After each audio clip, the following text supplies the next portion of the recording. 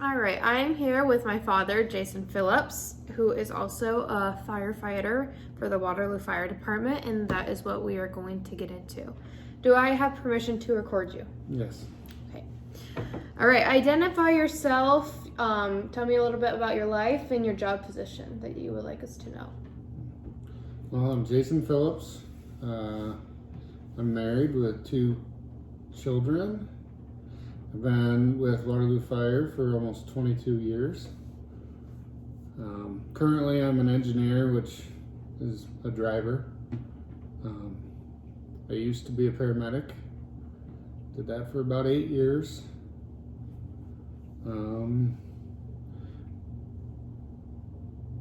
Did you want me to go Why did you? over what I do now? Sure. Or my responsibilities? Yeah. So I'm basically in charge of the fire truck. Getting it to the scene, pumping it if it's a fire, whatever equipment is on it, make sure it works and people can use it. Why did you choose to switch from a paramedic to an engineer after those 8 years as a paramedic? Well, I think it's kind of like a natural progression for us. There's some people that can be a paramedic for their whole career, but it's not me. And yeah, I mean, being a paramedic in Waterloo is tough. So as you get older, it's probably time to get off the ambulance. So are paramedics more like first responders, more in with the victims and into the fire versus an engineer, or is it more physically demanding at all, or? It's just a lot busier. Yeah. They paramedics aren't in the fire. They're dealing with the victims, but like I would say 80 to 85% of what we do is EMS. Yeah. So it's a lot of calls for a 46-year-old man. Yeah. How many fire stations are there in the city of Waterloo, and how many staff is at each on a day-to-day basis? Well, there's 6 stations. Some are 3-man stations, some are 5, and some are 1 is 8 to 10. And Waterloo's a pretty busy town, so Yes. it's a lot. In the past, our ambulance out of downtown was the busiest ambulance in the state. Wow. So busiest 24-hour ambulance in the state. Yeah. So, and we just keep getting busier. Yeah. So, What made you want to be a firefighter, and what was the process to becoming a firefighter? Like with schooling, if you went through that, or? So I knew I wanted to be a firefighter. My dad was a firefighter. I'm actually 4th generation civil servant. My great-grandpa was a firefighter. My grandpa was a policeman, all in Waterloo. So I went to EMT school and paramedic school and got my firefighter 1, and then you have to pass a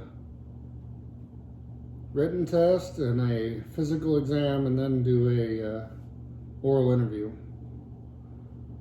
And I did well enough to get on. There you go. Tell me a few things you like and dislike about your job. Well, I like just my job, I like driving fire trucks. We, excuse me. We have a cool job. We get to use chainsaws and axes and stuff. And the guys are mostly great. So they're hanging out with some of your friends all day long. Dislike is the bad calls and the no sleep. And I don't know. Way more good than bad. Yeah. Do you believe a job in healthcare or a job where you are a first responder is tougher on your mental health than your normal day-to-day 9 to 5 job at an office or something like that? Well, it's hard to say. Probably. We see things other people don't see, but I couldn't go sit in an office for 8 hours a day either. So, Right. Yeah.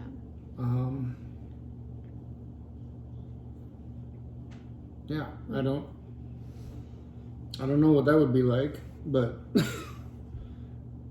Each job has their ups and downs, that's Yep. for sure.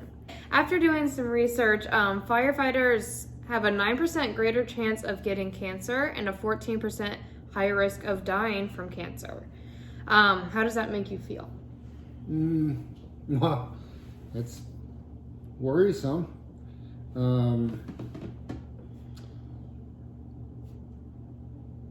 You said you're a 4th-gen firefighter. Did your father and grandpa and great-grandpa, did they have any health problems? My dad has prostate cancer.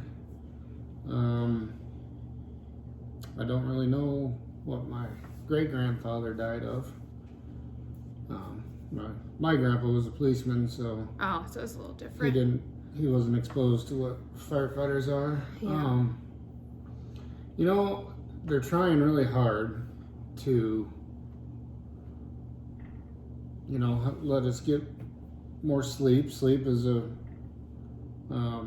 lack of sleep is classified as a carcinogen now. We're working to get like station-specific paging. The problem is money. Yeah. Everything costs money. We need an extra set of fire gear. We're trying to get that. But it's no, I think someone working at John Deere probably has a higher risk of getting cancer. Yeah. Um, With your So experience, do you think it's like the smoke that causes that? I know you said the lack of sleep. What else do you Yeah. think? well, it turns out our fire gear Oh, has some bad stuff in it too. yeah, that I guess. they're just finding out about now. But yeah, like you go into a burning building and you should take a shower afterwards, and you should not put that stuff back on before you get before it gets cleaned. Yeah.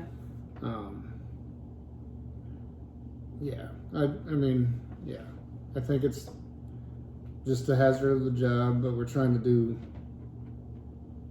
everything we can to make it better. Are you familiar with what PTSD is and what it means? Yes. Okay. Do you believe with the job you have that it has caused you to ever suffer from PTSD? I think so. I suppose so. I don't know.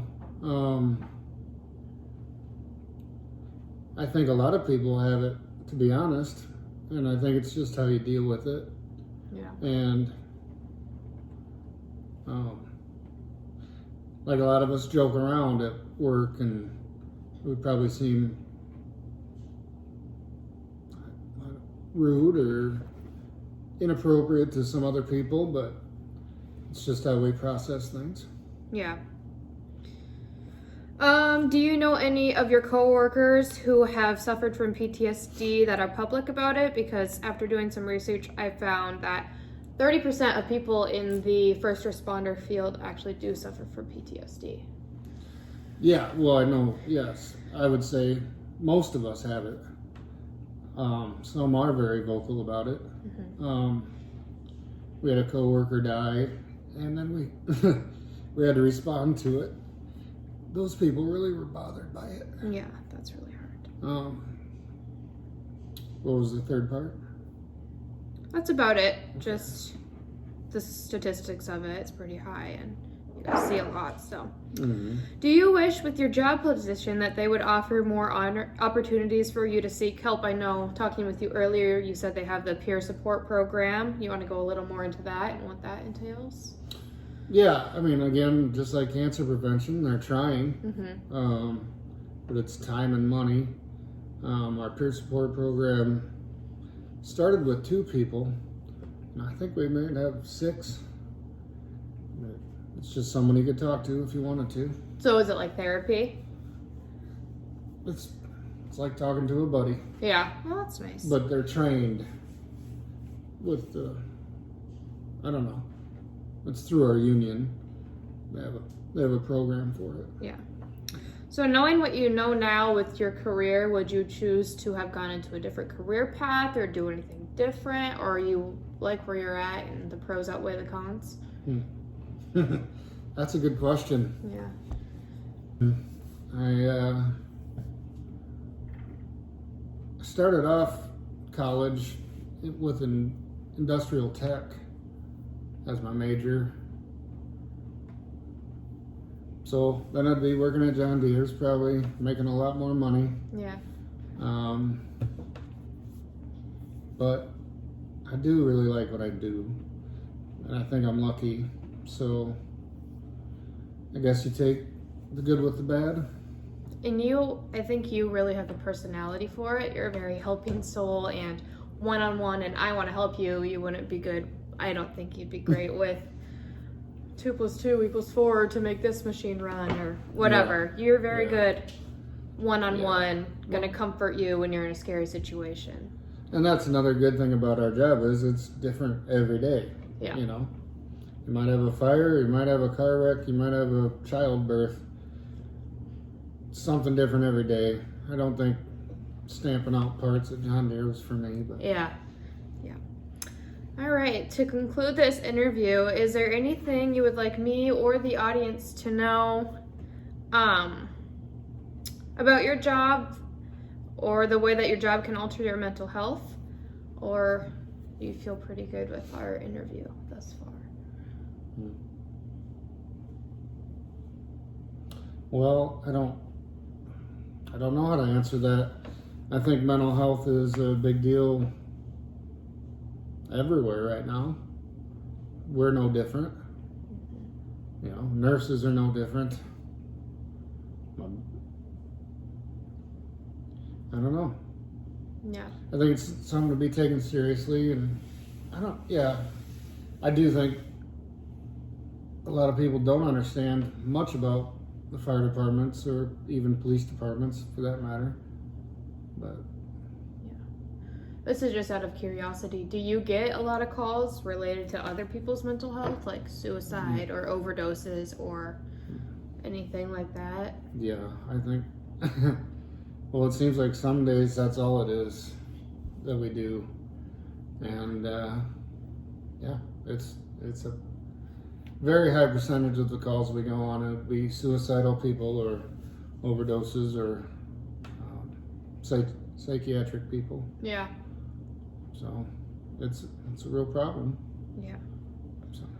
Well, thank you so much for doing this interview with me, and thank you so much for your time and your wisdom. If I have any other questions, am I free to reach out to you and ask more about it?